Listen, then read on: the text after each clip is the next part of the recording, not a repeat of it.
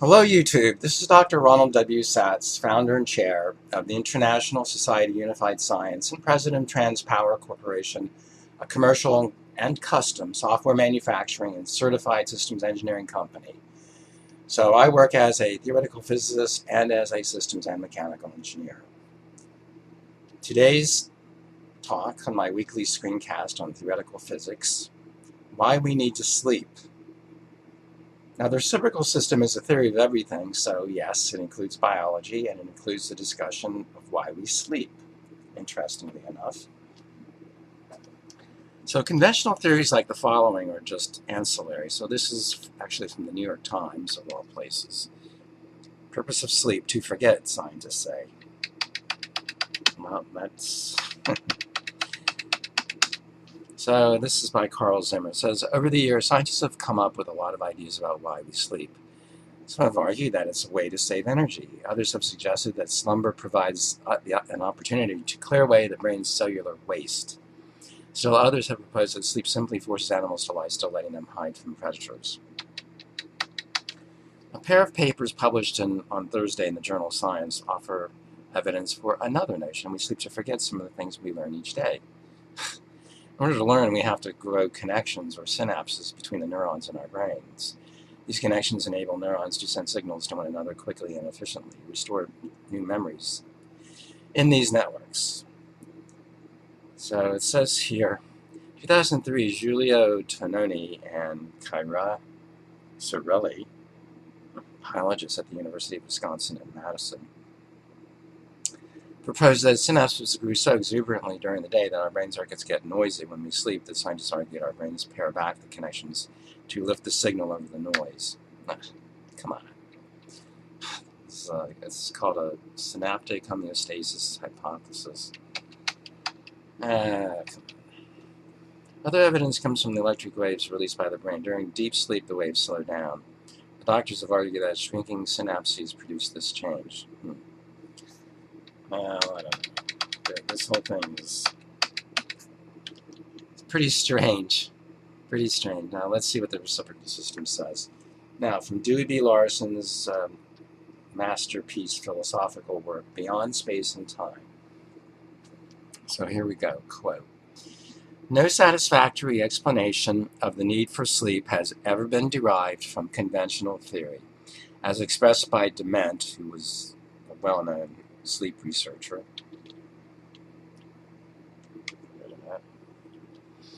In spite of many heroic efforts, sleep researchers have failed to date to define the function of sleep.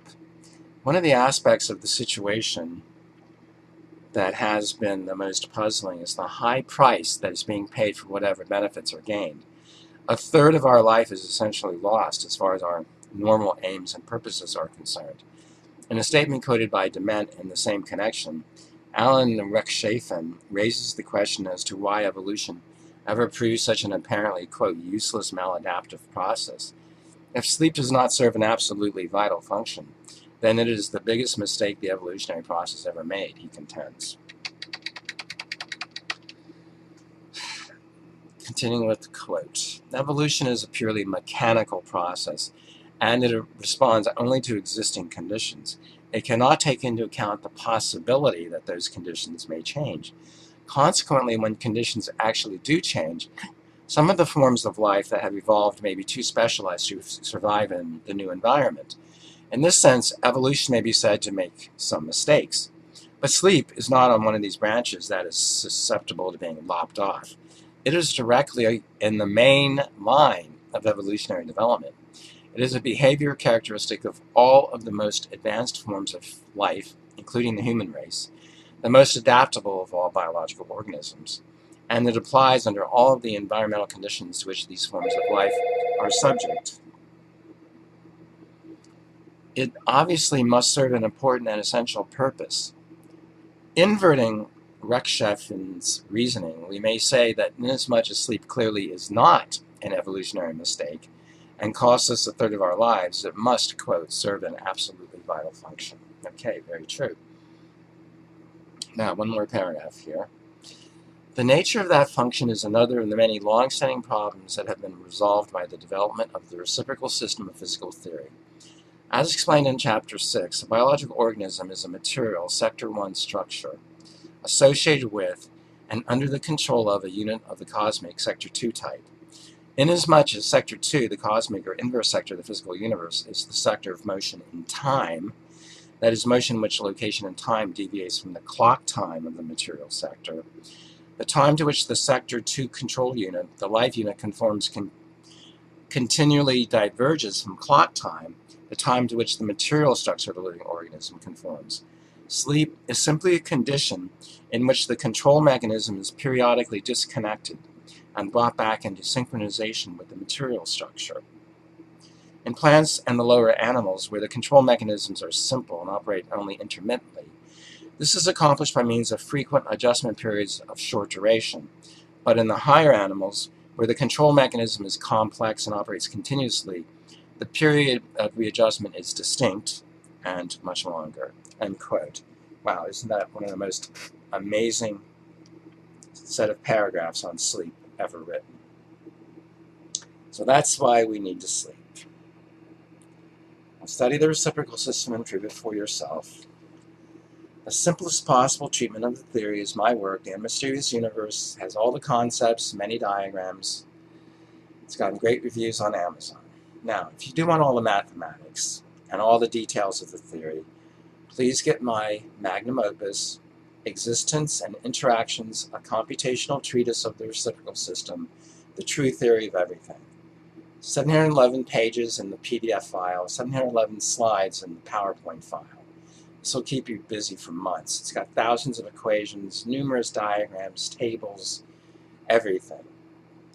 Now, once you get through that, then you can consider getting my 2 database modules, the Reciprocal System Microcosmos database and the Reciprocal System Macrocosmos database. The Microcosmos database has all the calculations for the properties of matter and photons. So we have photons in there, subatoms, atoms, compounds, and alloys. We have properties of cosmic atoms and of course, other subatoms. For the Reciprocal System Macrocosmos database, this covers the universe as a whole, galaxy clusters and groups, galaxies, star clusters, stars, planets, moons, minor bodies like asteroids and comets, nebulae, dust clouds, and voids. Very, very comprehensive. Has lots of graphs. Both modules have lots of graphs that you can print. Okay, and I also have an econophysics work, Optimal Economist, an implementation of Larsonian econophysics. D.B. Larson was not only a theoretical physicist, he was also a theoretical economist. What I've done, as with his physical science work, I've made everything fully computational with his economics work. So this software program, Optimal Economist, covers individual economics, company economics, business sectors, and countries as a whole. So it covers both microeconomics and macroeconomics. There's nothing like this in the world. Okay, again, study the reciprocal system and prove it for yourself. Thanks for your attention.